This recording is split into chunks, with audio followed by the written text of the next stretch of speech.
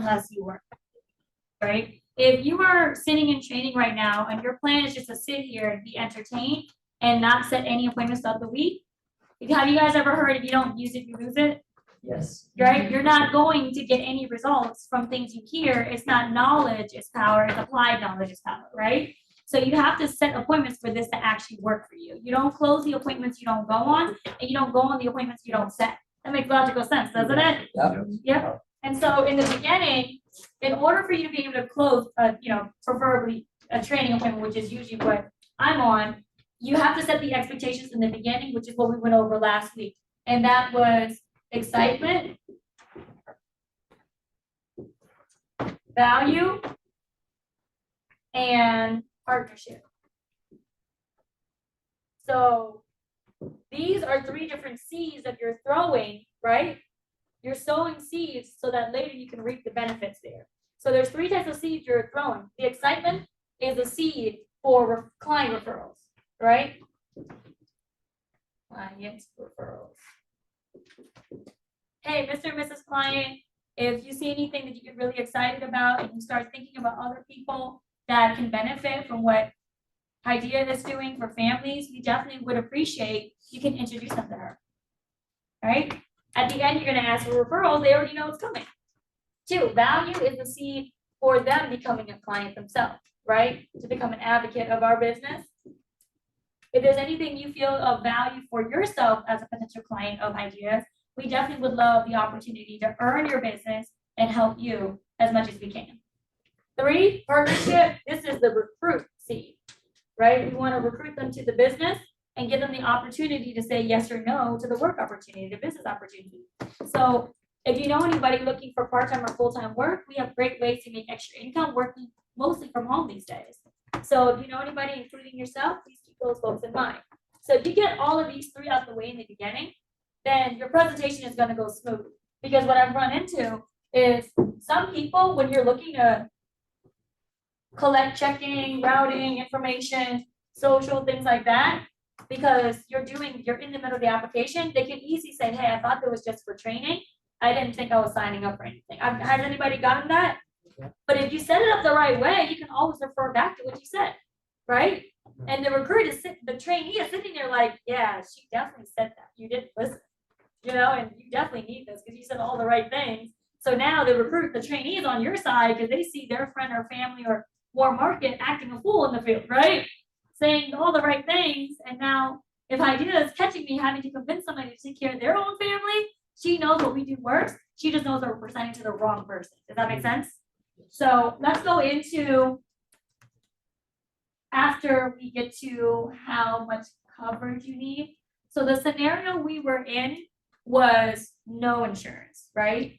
So when I'm about to go over, I go over when I'm closing a scenario where somebody has no private coverage, okay? This is not for the scenario that Sheila's in, fighting cash value, trash value agents all day, okay? That's a different presentation, okay? So if you guys need to learn that, go to Sheila, right? But this is no insurance, right? So we've already gone through employer coverage and killed that. We've already gone through cash value insurance. We've gone through terrible term. And now we are at the no coverage slide. So when we go to the no coverage slide, we've already provided all this value and they're itching for, to see what their plan is going to look like, right? That's how they should feel if you present it right. And your presentation should be full of questions, right? You want to ask questions that lead them to the close and get you little yeses along the way. Not talking at them, but asking them questions to pull them in. So the no insurance slide. When I get here, I had just went over my client story about how somebody passed away and how we delivered the claim. So I transition. It's all about transitions, right? Is where I got that from. So you can see why you should have coverage with our company, can't you, Xander?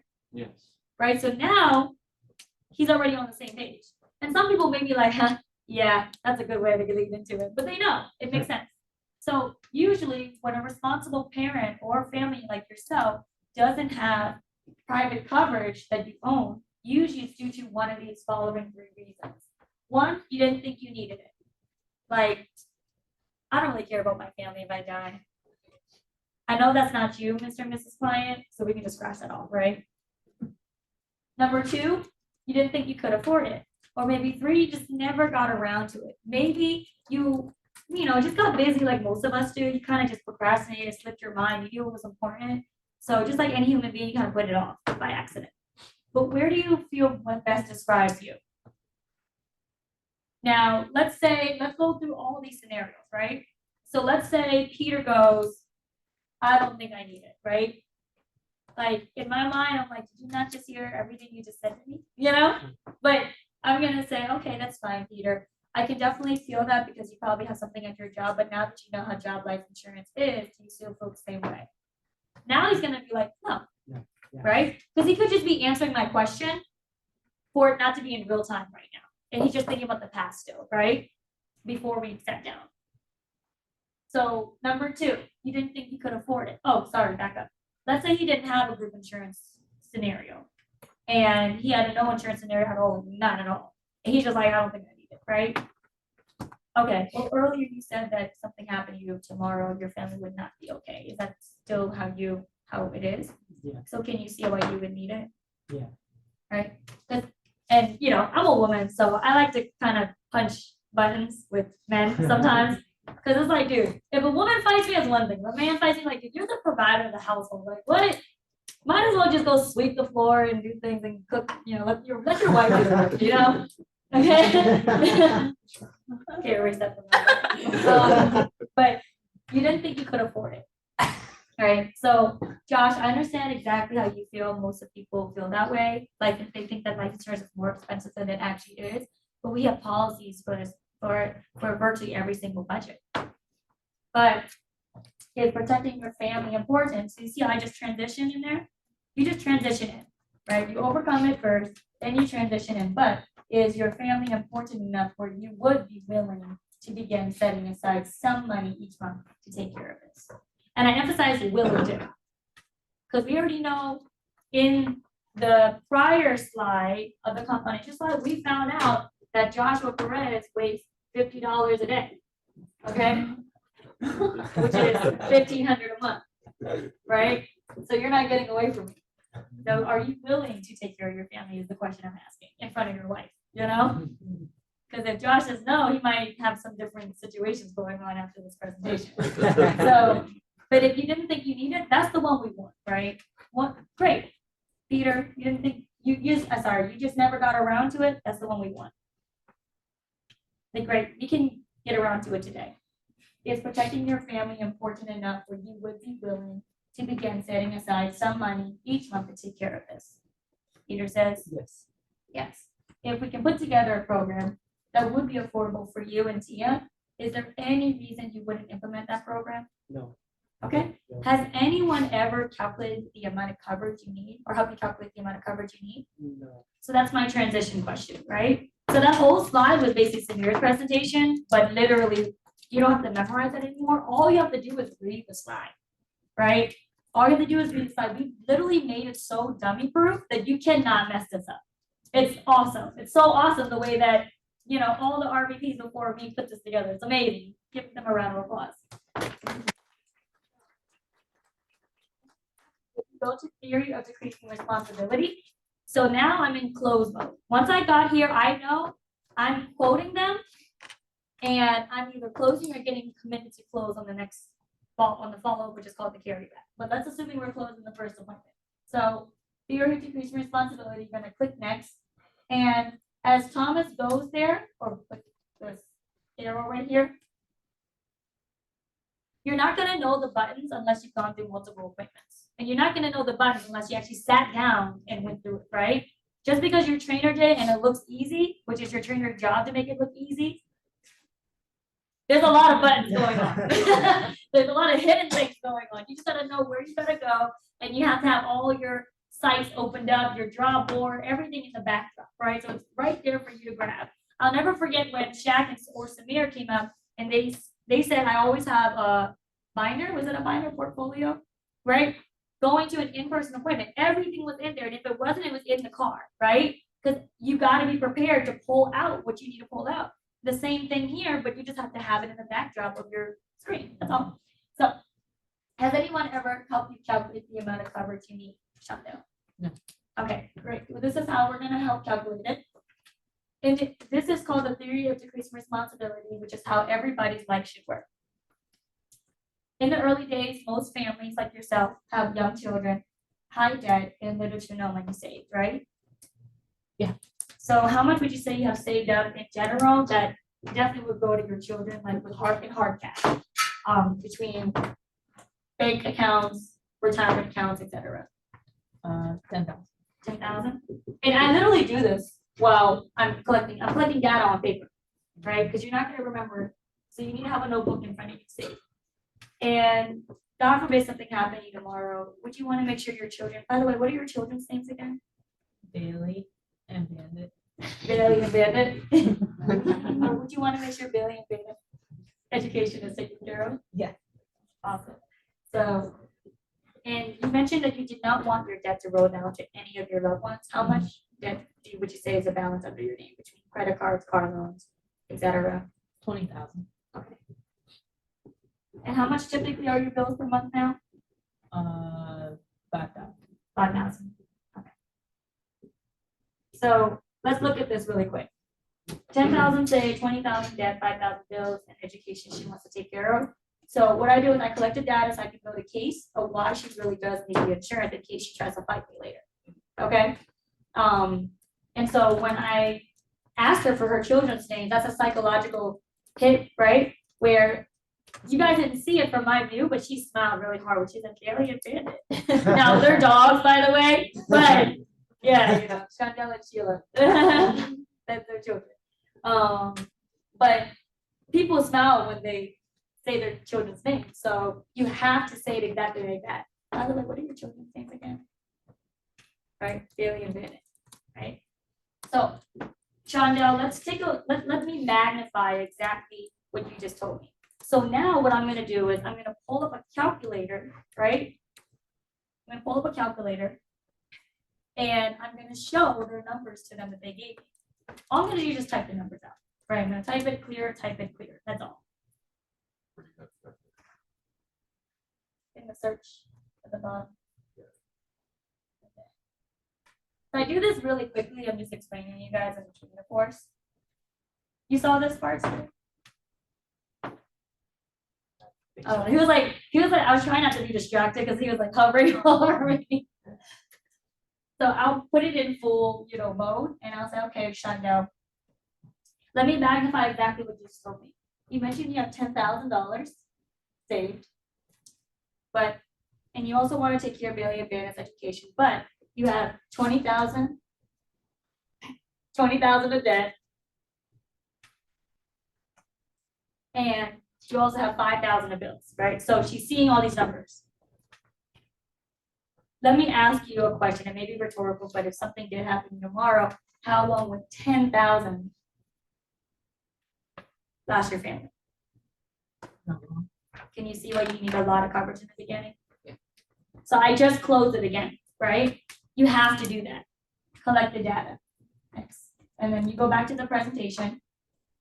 What do you just put the numbers in there? Yeah, I just want them to see what they just gave them. Like, do you see this 10,000? What is this? That's all you have saved, and you're not gonna hit me with I don't need life insurance because I'm gonna use everything that you just gave me. That's your case, right? That's your situation. That's not numbers I gave you. You gave me those numbers. That's your situation, So can you see why you need a lot of coverage in the beginning? Yeah.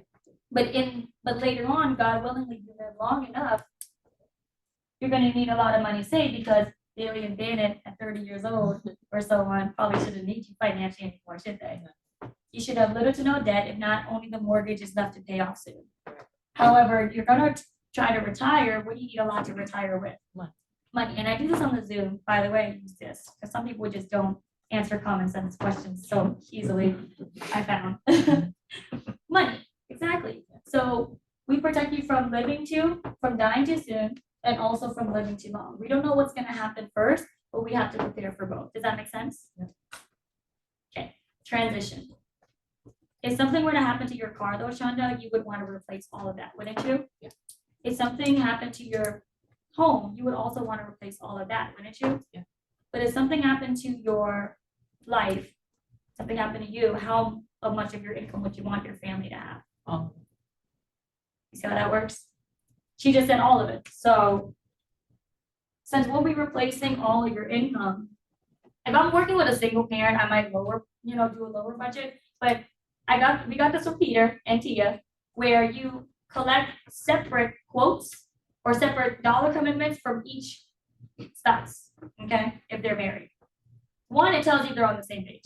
Okay, because if somebody says, I only got like 20, that's $50 to put aside, and the other spouse is like, no, babe, 150, what do you mean,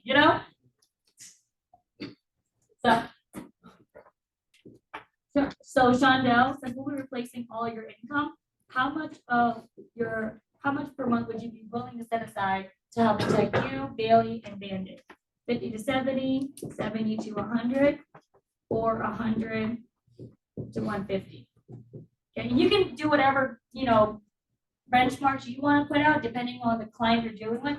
That's something that your trainer is going to teach you, where you can read the situation. If somebody is working as a manager at McDonald's, I may use these, right? But if somebody's working as an IT contractor and making 200 grand a year, I'm going to give them higher benchmarks, right?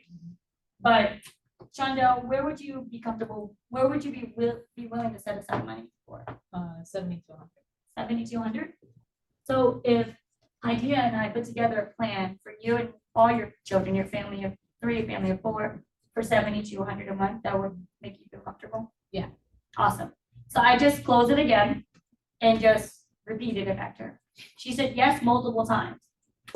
So now what I'm going to do is transition into quotes. In order for me to give you a good, an accurate quote, Chanda, I need to ask you a few questions. So do you want me to go over the questions? Sure. The general questions? Okay. So by the way, what's your birthday? December 9th, 1990. 1990? Do you use tobacco? No. Okay. Do you have any medications you take for like high blood pressure, cholesterol, diabetes?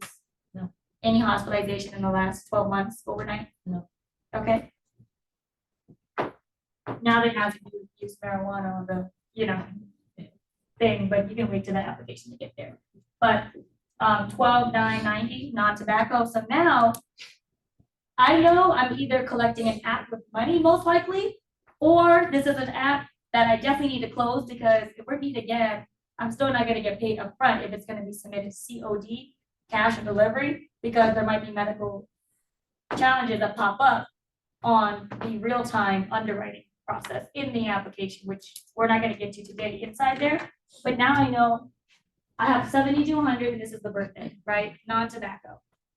And I have these to go off of. So I want to quote most of my clients power term versus precision term. Anybody know the difference? Power term is could be automatically like approved. Instant approval. Yeah. Power term is instant approval. You could literally get a congratulations right there. Precision term is where they need to take a paramedical test, like blood work, height and weight. You don't want to do that if you're not experienced in the field yet, or if your trainer's not with you. Because if you're not good at keeping up with your clients, right, the company is even going to come for your compensation if you don't get the client to do the paramedic appointment. So if they're too busy, they're hard to reach, and this is your one appointment you got with them, do not do precision term. Just stick with power term. Okay. So, yeah. So now we're going to go into the referrals. So I'm going to pull up two. Yeah. So right now what I'm doing is I'm going to pull up two.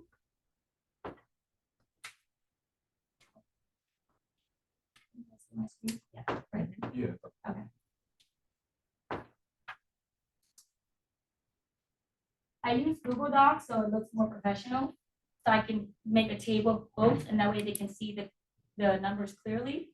Now, I'm sharing with you guys the quote thing here, but I'm not going to actually run the quotes. I'm just going to throw some numbers out there for the sake of time. But I also want you guys to know what I'm saying while I'm doing the quotes. So, okay. So did you feel comfortable with the way that we presented ourselves, Shonda? Yeah. Awesome. Did you feel like we answered all your questions regardless of whether or not you asked them? Yeah. Okay, great. And did you feel like you learned a lot of value for yourself that other families need to know about? Yep. Okay, awesome. The reason why I'm asking is because my number one goal is to help IDEA have be able to do business the right way and have other places to go. Now, we normally ask for introductions to 5 to 10 other families like yourself who you feel deserve to get the same education. Now, just because you feel they deserve to get the same education doesn't mean that they're going to take a phone call from me or IDEA. So we do want you to talk to them first, okay? Yep. Now, if they are open to taking a 2-minute phone call, then we'll set up a time to meet with them. But if not, then we will just say thank you for your call. So I'm gonna pass the floor to IDEA, who's gonna ask, who do you know that deserves to have the same education? So I'm already setting this up, right? While I'm having that whole dialogue with the client. And while IDEA is asking the questions, right? So IDEA, you have the referral questions in front of you somewhere on your Telegram. Yeah. So just role play with Shondell. Actually, I'll have Crystal do it because Crystal knows how to do it. Yeah.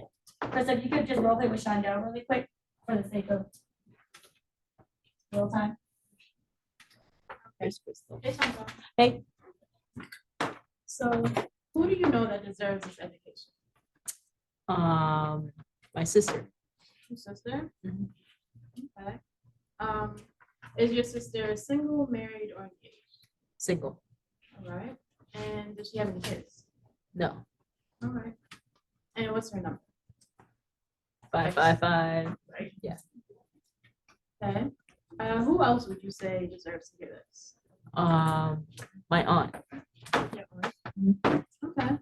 Is she single, married, or engaged? Married. Married. Does she have any kids? Yeah. Yeah. 2. All right. And what's her number? 703. Well, Right. And then I would keep going. Who else would you say deserves to hear this? You want to keep going? I think everyone gets the picture, right? Yeah. All right, so they're done, so talk about what you're doing on here. Yep. So thank you, Crystal. Give it up for Crystal. So if you guys are watching while Crystal's talking, I'm moving. This is what's going on behind the scenes. I'm not sharing the screen with the client, right? I'm just putting together the quotes, and obviously I just came up with the numbers myself right now because I've become more familiar with the numbers at this point. But I'm just taking into account putting together a plan between insurance and investments.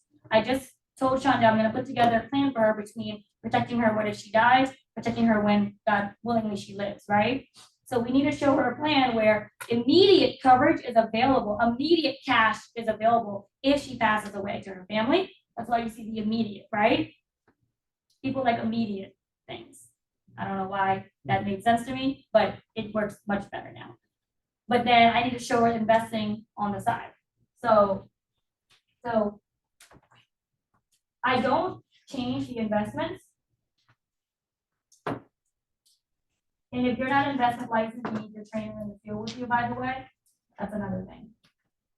So get your investment license. So I like color coordination. That's just me, okay? You guys can do whatever you want to do. Blue is a color that people want to move forward with, so I make blue purposely the first color. It's just I don't know if I heard that from Samir or Shaq or whoever, but.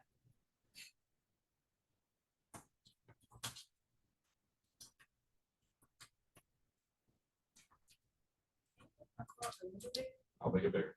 Give her a second. Okay. Thank you. So when we look at this now, Crystal's done with her referrals, right? I'm not going to stop Crystal, by the way. If she can keep going and keep going and keep going, she's going to get 5, 6, 7, 8, 9, 10 referrals. I'm not going to stop her. Those are her referrals. But when the client is done, thank you, Shonda, for so much for introducing those individuals. Please let them know that we'll give them a call in the next 2 to 3 days, or 1 to 2 days. But I do have some numbers for you. So I think you really like them because these are 35-year plans that I put together. And as you can see, your budget, it should say 7,200, but sorry guys, I should not say 150, it should say 7,200. The 35-year plans of an outlook. So I budgeted exactly $100 for the first one. So the first quote is to protect you 100%, like you would like to for your children. 300,000 on you, God forbid you pass. We also have a 70% terminal illness that we spoke about, right, last time. The waiver premium allows you not to have to pay us anymore if you get disabled, so that's a good thing. And then 10,000 for each child, up to 9 children. So I don't know if you want 9 children, but be my guest, it doesn't cost any more here. So, but 10,000 each child, and that's about $60 a month, which leaves you $40 a month to invest for the next 35 years, earning 12% average rate of return each year. That's $250,000 you'll have. So if you live, right, then you'll have close to $300,000 already. If that's assuming you don't put any more than $40 a month, which is highly improbable, right? Right. But if you, God forbid, pass away prematurely, your children will be okay, right? So, but here, if you wanted to go lower budgeting reasons, 250,000 to 55, and then 200,000 would be 49. The reason why you see the numbers as the same for the investments, Shondell, is because you can always get more investments done, but you can't always get more life insurance. Do you know why? You have to qualify. You have to qualify. And unfortunately, that's based on our age, height, weight, health. And as we get older, how does our health look over time? Not great. Not great. So because you're so young, these numbers don't look that different, but that's why we always urge people to be able to apply for what more they need versus what they're just comfortable with. Okay, well, which one do you feel most comfortable with? That 300,000. Okay, great. So has anyone ever explained how to qualify as far as like what's needed? No. Okay, I'm gonna pull up the application. I just need you to grab your driver's license for me. Okay. And then I'll ask you some other medical questions. Okay. And that's it. So now I got that. I don't, thank you guys. So I don't go over the process flows, which is I guess an old school thing now, right? Because now we can get real time congratulations. Okay, so for the video, let's keep the video going because I want to explain some psychology here that Jen has done, okay? Number one, when Sheila goes out in the field, admittedly, 99% of the people that she's sitting down with, they know what she's there to talk about. She is there to talk about insurance and financial planning. The presentation, and that's most of the people that at this point I sit and talk with as well. They know I'm not going in blind to an appointment, right? But when you are field training people and I meet Shondell and I say, I want to meet 10 of your friends, she can't go to 10 of her friends and say, hey, I'm doing life insurance and we're going to come over and give it to you. Because if you set up an appointment that way, whether they need it or not, whether they were going to get it or not, it's very off-putting. You're not going to be able to get business that way. This, what she just showed you right here, you can walk in blind and sit down with any parent or married couple and you can get them to buy insurance if they need it, right? You can sell insurance on a first-time meeting without them even knowing that that's why you were coming for. That is a whole different ballgame. You see what I'm saying? Now, if eventually you want to be in a referral market like Sheila, where everybody that you're talking to, none of this matters, right? All that matters is this is why we're the best. You don't want the trash value, you want the term. That's a different story. But if I walk in and a couple's like, hey, we were told that meeting with you is going to help Jen with her training. What are we talking about here today? Say, hey, well, I'm with this company. This is what we do for families, blah, blah, blah, blah, blah, right? One of the main things that we do is income protection. How important is income to a family? It's very important. By the way, how much money do you waste a month? $1,000 a month. Now we put that to the side that you have $1,000 extra to spend. And then you say, what's going to happen to your family if something happens to you or you? Do you feel underinsured, overinsured, or just right? Right? Do you guys have any coverage? Oh, only through your job? Let me show you why that's a problem. Only cash value? Let me show you why that's a problem. Or you don't have any at all? Is it because you didn't think you needed it? You didn't think you'd afford it? You never got around to it? Oh, we just never got around to it? Well, guess what? Now we're getting around to it. And then what you do here is she has a very clean way of presenting this, because now in the Zoom world, right, everybody's looking at everything on a screen. This is called a triplicate of choice. In sales, if you give people 3 options, they are most likely to choose one if they're given the 3 options. They're given on the low end of the range, the high end of the range, and the one in the middle. Typically, they're going to take one in the middle. And you're keeping it in the range that you asked, right? They said they were willing to spend 50 to 70, or in someone else's case, 150 to 200, or whatever it is that you're quoting. And you give the 3. Now she's also showing the value, right? You get an immediate 250 plus waiver premium, terminal illness, child rider, right? She has the 3 numbers here. And then the other thing she's doing is she's attaching it to an investment plan. Because our competitors are saying what? Term is only term, right? Yeah. Our policies have investments in it. So she's marketing the plan the way it should be, which is buy term, invest the difference.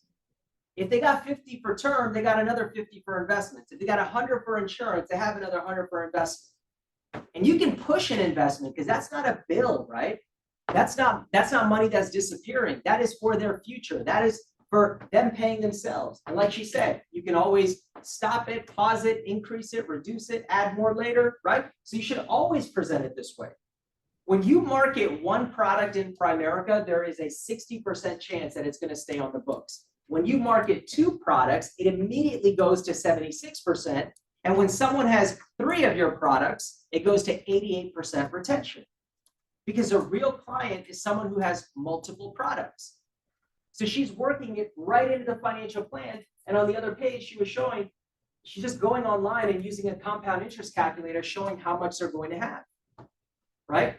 The 2 biggest concerns people have is dying too soon, living too long. Dying too soon, we address that with insurance. Living too long, we address that with investment. If you pass, your family gets this. If you live, you are going to get this. Which package do you want to sign up for? So everything she's doing here, the psychology is really strong. And then this, if you get into the real financial planning, you're having multiple appointments. One of the things that I do with my clients is called the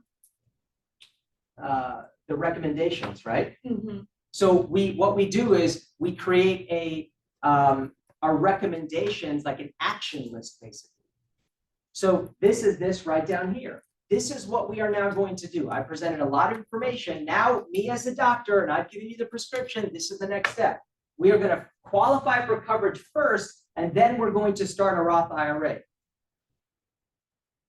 So you are guiding them along. And I saw when she did this appointment, someone who totally in the beginning was not interested, and then towards the end, they were choosing the higher end of her proposal. Right? So, I mean, what a skill set. And all of you guys can have it if you copy it, where you can literally walk into a room, the people don't even know what we do, but at the end, they are not being sold, they're choosing to buy. Very different. Very different. We're not in the gym membership business where sign, we don't care if we ever see you again, you can't cancel, you're under contract. Insurance is a very different thing. We need them to keep it on the books for 12 months. So the way that we market it, it has to be that they're choosing to buy, not that they're being hard sold. And that's what you're seeing here today, right? Do you guys have any questions for Jen on how she does this? I thought the referrals is genius. The referrals, right? The people are being trained. She has a script of what she says.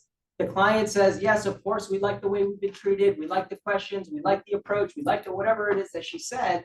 And then while she's busy, instead of awkward silence, what's happening? The recruit is now asking their friend, okay, who do you know? Who do you know? Who do you know? Getting the names and numbers. I mean, this is the complete job.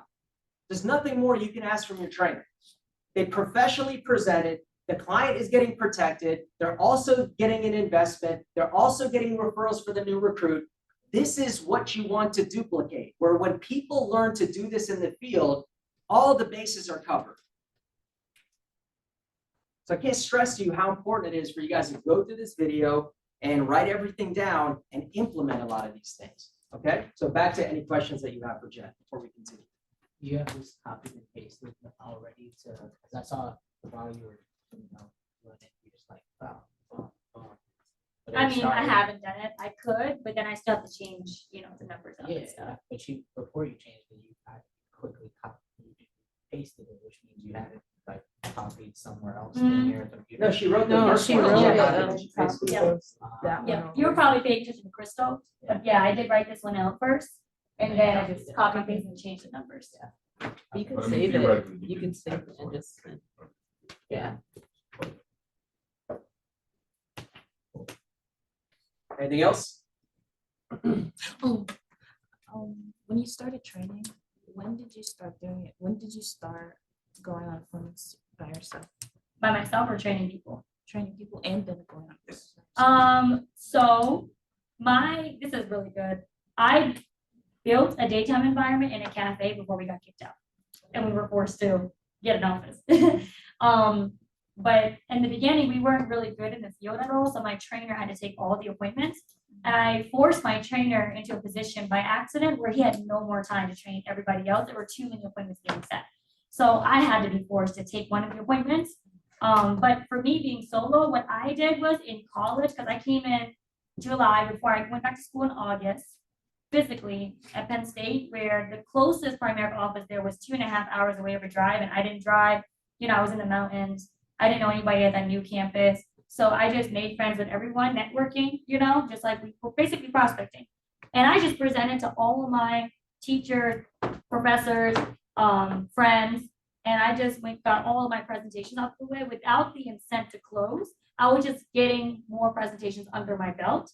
So by the time I got back here, I was ready to present in front of real-time people because I had already heard all the objections, right? And I was just doing it for fun. So I probably went through like 20 presentations, 30 presentations in the span of 3.5, 4 months of being in school while I was doing schoolwork. And then so when I came back, I was, it was just practice. But my trainer, while he was taking my team on the field, I was in the field myself presenting to somebody else. Because if I missed, he would close. So I was in 2 places at the same time. And so you just put your trainer on appointments and set those appointments for your trainer to go on for your team. You present to all your friends and family that maybe your trainer missed with you, and you just get that out of the way. And you report back to your trainer a play-by-play, hey, this is what happened, this is what I did good, this is what I didn't do so good. They asked me a question here and I couldn't answer it. What would you